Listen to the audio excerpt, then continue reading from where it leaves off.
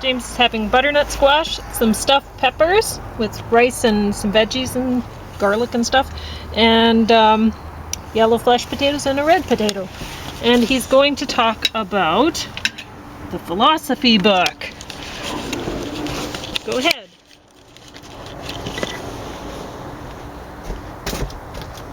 Oh, you said go ahead. Yeah, so this is, I say to Pauline more often perhaps than I should. I believe in review, so much of this is a review for me. It's not really encyclopedic. It kind of gives individual philosophers. It doesn't talk that much about movements and things like that. It does talk about them within these entries, individual philosophers. And there's a lot of, I think it's kind of like a little bit of a popularization, although it's got to be paradoxical to talk about philosophy being popular. And that might appeal to some people, but so there's a bit of an introduction. It might make philosophy popular or popular with some people by virtue of the fact that it's not popular. A lot of people just don't want to hang with the crowd, and I don't mind hanging. I don't make a point of not hanging with the crowd, but I don't make a point of hanging with the crowd. I think people can get too much concerned about not hanging with the crowd, just as in the same way they can get too concerned about hanging with the crowd. So you can see for Thales and Miletus, I think he's the first entry here, everything is made of water. So that's supposed to be a quote from him. I don't think we have many sources for Thales. A lot of his stuff, or Thales, you want to mispronounce it. Most of his stuff just disappeared, got lost in the wash everywhere. So I'm just looking at some of these. So I'm going from the front to the back to the front. How's that going? It's fine. Okay. We just keep on going. So here's a guy called Slavoj Žižek. I believe he came from Eastern Europe, and he looks as though he styled himself as a Marxist. He'd be a commie. The latter-day Marxists aren't Marxists. They didn't believe, like Lenin didn't believe in workers being the vanguard of the revolution. He believed in the workers and peasants.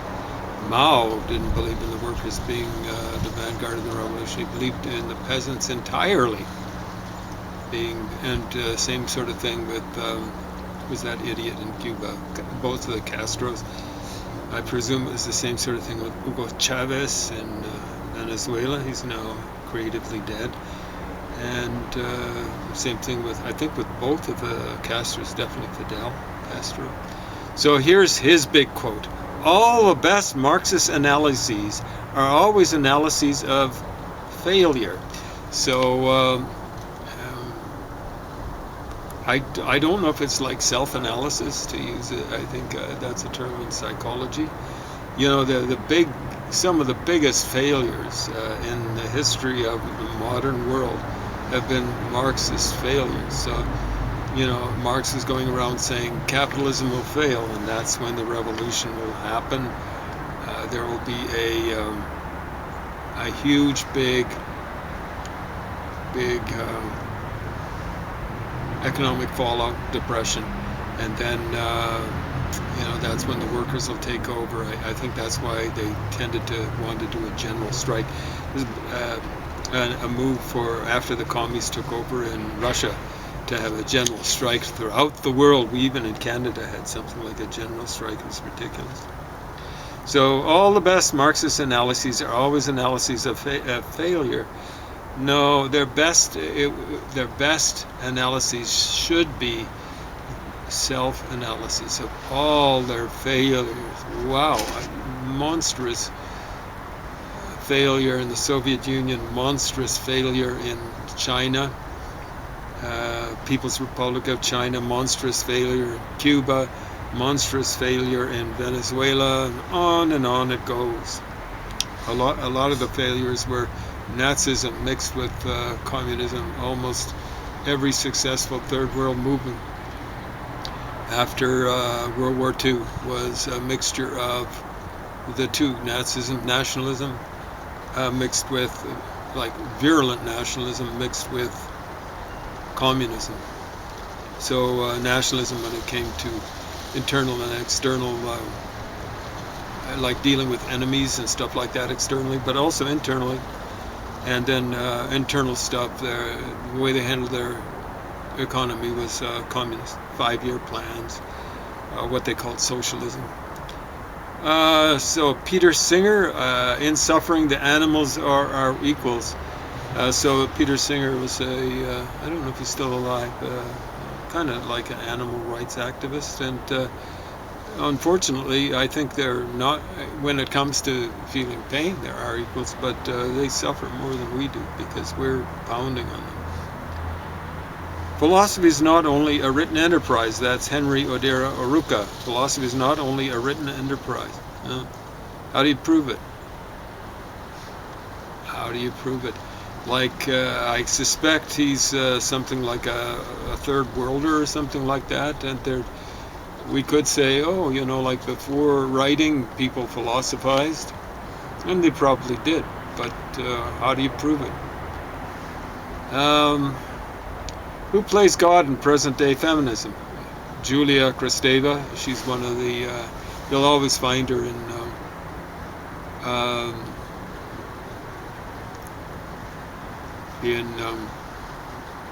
literary criticism texts and stuff like that. She's one of the darlings of that crowd. Who plays God in present-day feminism? Well, I don't know, Gloria Steinem or whatever, but maybe, well, Julia Kristeva, maybe. There's Michel Foucault. I don't know if he had much to say about feminism. Simone de Beauvoir, who knows?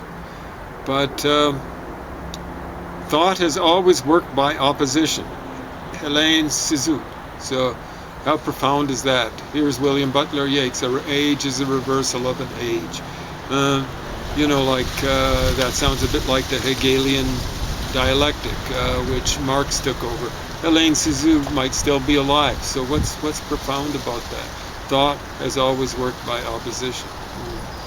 It actually sounds as though it's gone more back to Hegelian stuff, because Marx would say the dialectic was material. It was based on economic organization. So I don't know if Hélène Cixous would describe herself as a Marxist, but that sounds like a kind of like a fake Marxist sort of thing.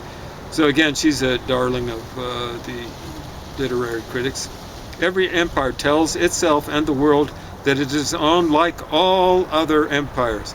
Every empire tells itself and the world that it is unlike all other empires. Edward Said. Guess what, Edward Said? Every empire is unlike all other empires. And then I'm telling you, because I don't belong to an empire, I don't want to, that some empires are better than others. So if some of those empires that Edward Said thinks he's criticizing there, he'd be criticizing the British Empire and the French Empire and stuff like that. He actually just made a distinction between empires. I've read a lot of his stuff, much more than I'd like to. So not just Orientalism, stuff that where he's interviewed, a couple of books of interviews. And what he said, at least in one place, I think it was more than one place, he preferred empires that preceded by adjacents. I think that's his term, adjacents. And that's not translated. He'd know Arabic, maybe a few other languages, but he was a professor, I believe, at Columbia University. So here he is sitting in what he'd think is, or there he was, he died. He should have died of embarrassment around 20 years ago. But he died of cancer. And here he is criticizing, like United States, big empires. Would that all the empires that ever existed in the world, and particularly the ones that we've got nowadays, still surviving, People's Republic of China, Russia, Iran, Iran is the rump of an empire. Turkey is the rump of an empire. They're still squatting on indigenous people. Iran and, for example, and Turkey are squatting on the land of Kurds. Kurds are indigenous there. The Persians aren't. The Iranians aren't indigenous in Iran. Definitely the Turks aren't indigenous to Turkey. And they're squatting on the land. The Kurds date back, from what we can tell, to, let's say, 2500 BC in that general area. The extent of land that they held way back when, in the time of the Akkadian Empire, which dated 2350 BC. It's misdated a little bit. It should maybe more like 2200 BC. So it was more around Lake Urmia. Urmia, I think, is the way the Iranians pronounce it at first. So every, empires that proceed by adjacents don't give up their territory without a huge fight. And when they do, they want it back again. That's as current as today's news. The Ukraine. China with Taiwan. Today's news. They want the stuff back again.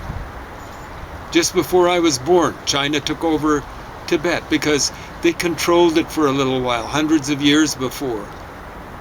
They're not, the Tibetan language is somewhat related to the various Chinese languages.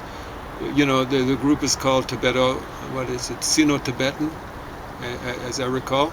That's what the linguists call it.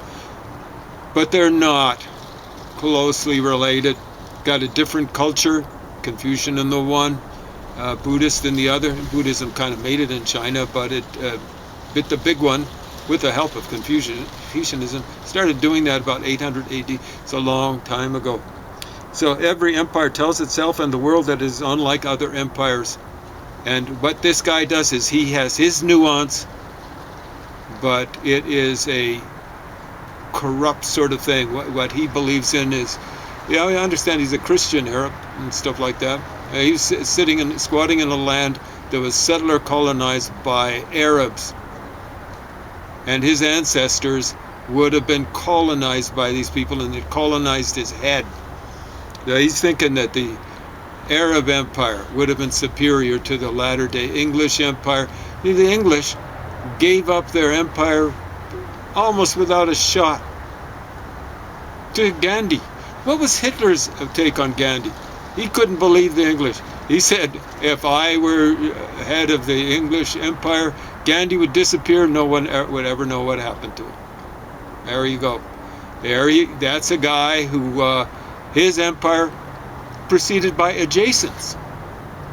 And, what would Edward Said say about that? He prefers empires that proceed by adjacents. Every empire tells itself in the world that it's unlike other empires. When you study history and not English Edward Said and comparative literature, you understand that every empire is different. And he preferred ones that proceeded by adjacents.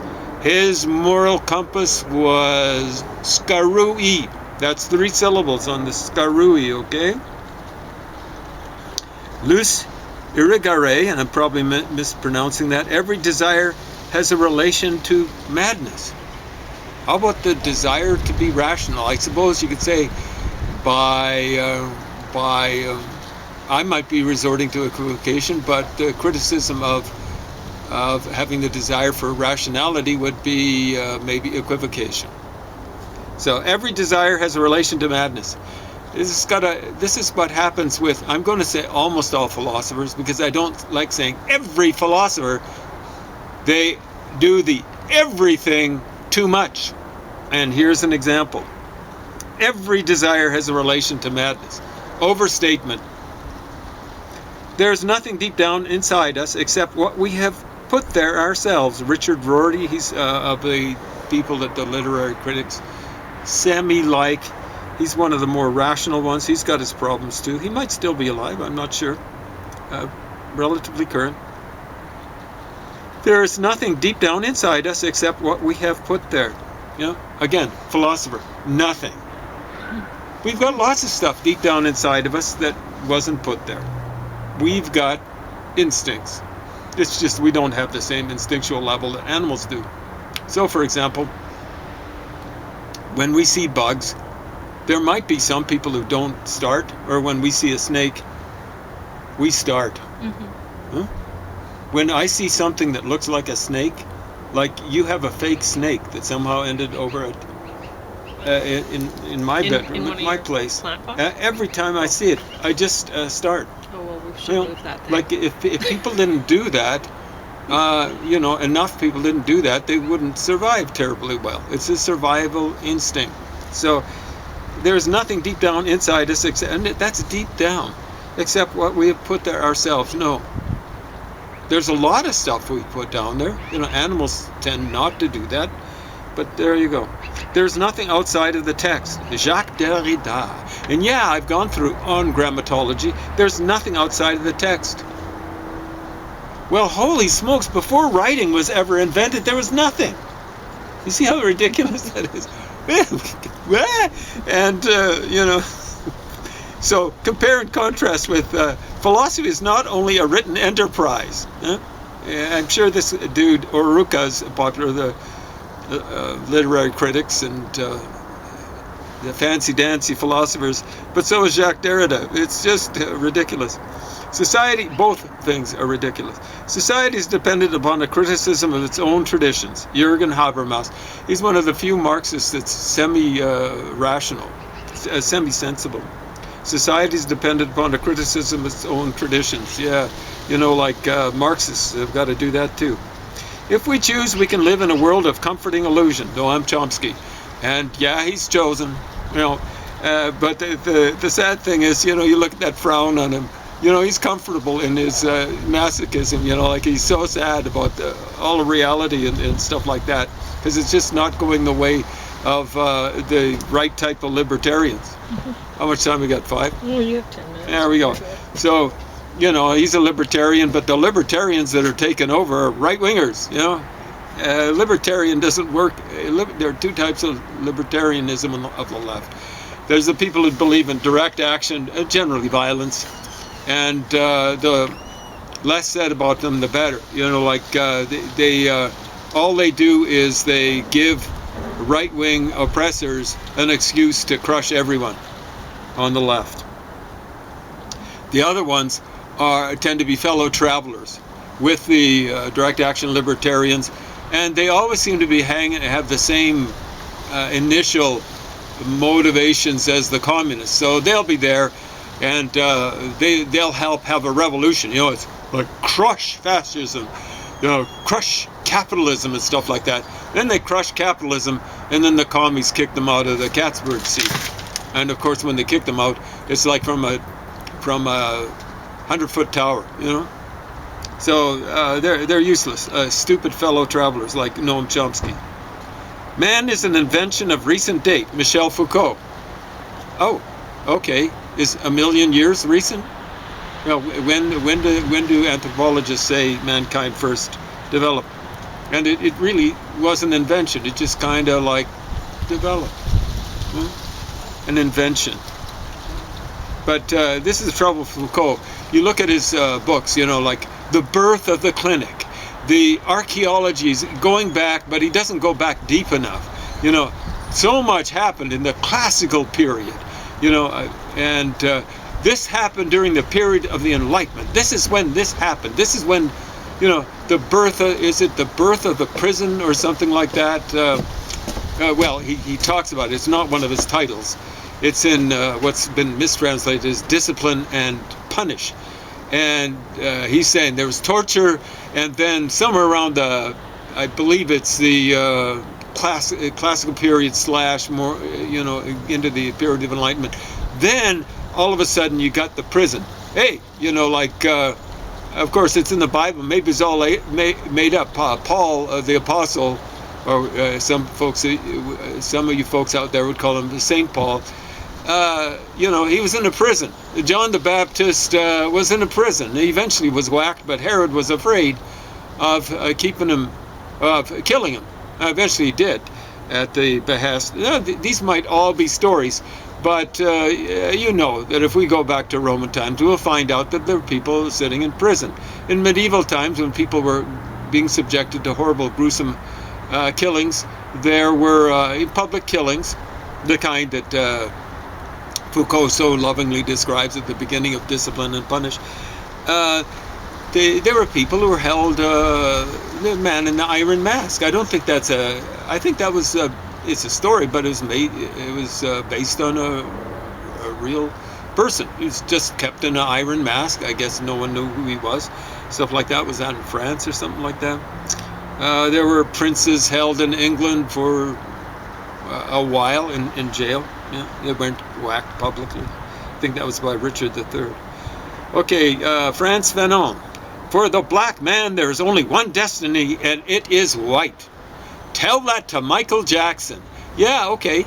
You know, like his skin lightened up and all that sort of stuff.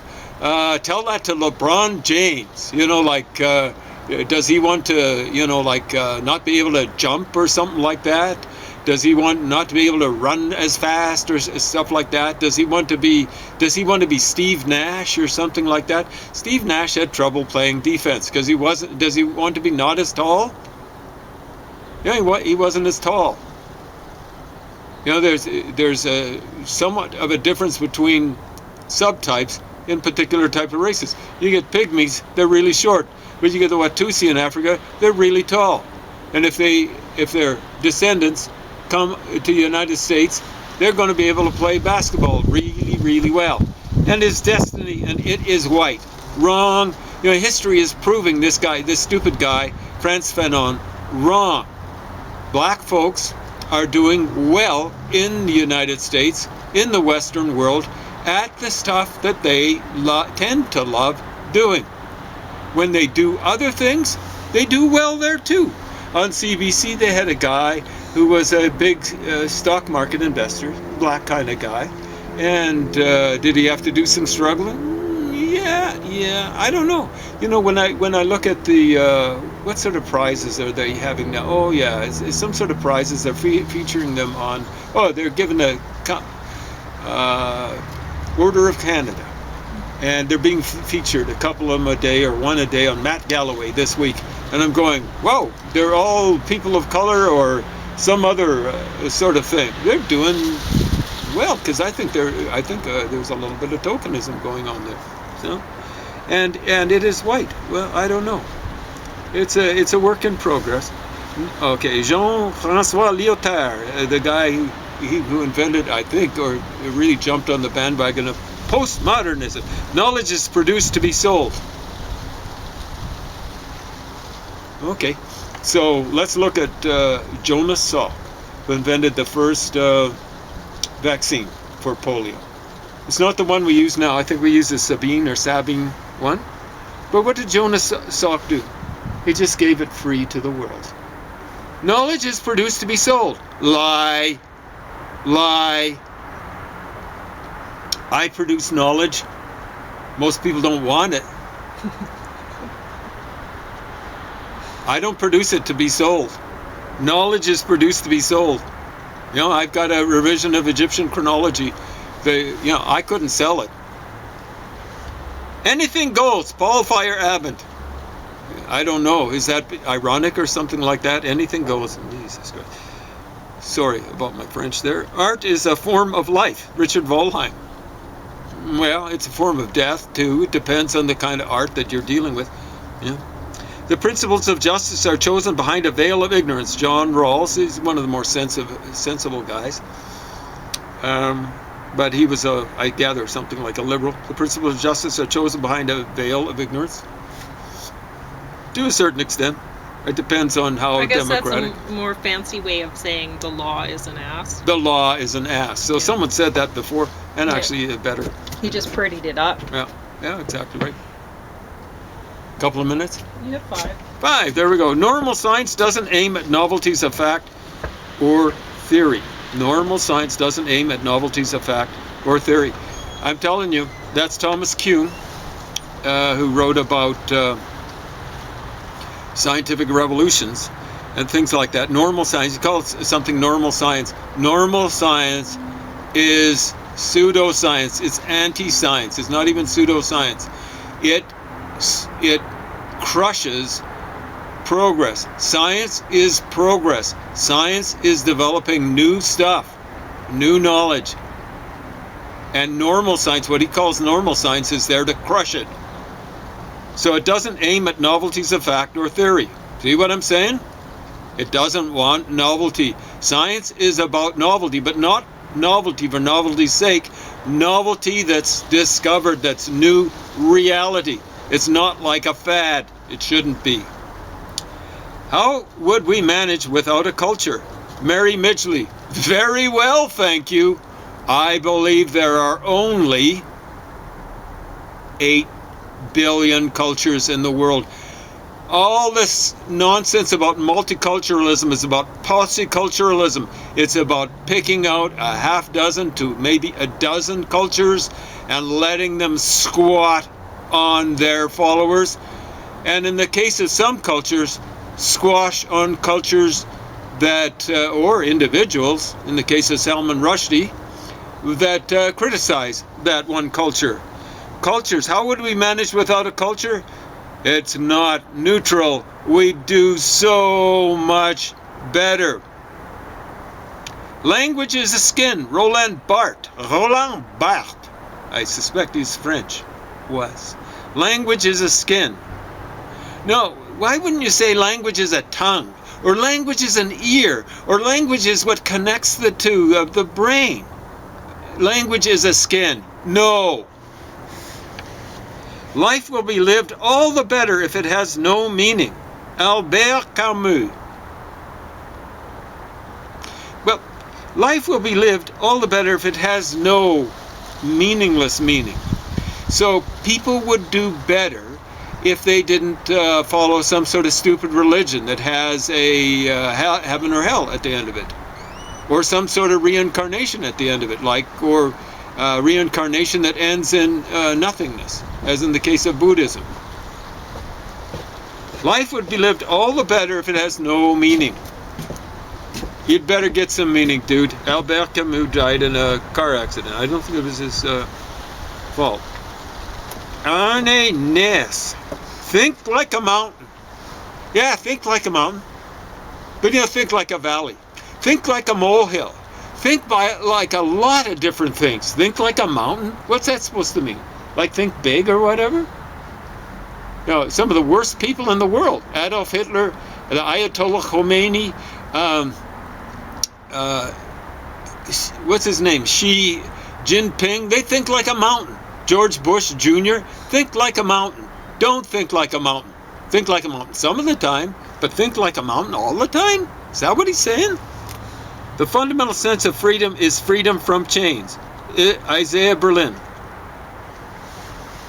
That's supposed to be profound. The fundamental sense of freedom is not being imprisoned. Yeah. Freedom without chains. Language is a social art. William Van Orman Quine. Oh man, he's an analyst. It's like language is a social art. That's a tautology, wouldn't it be? I guess you can kind of talk to yourself, but most people would find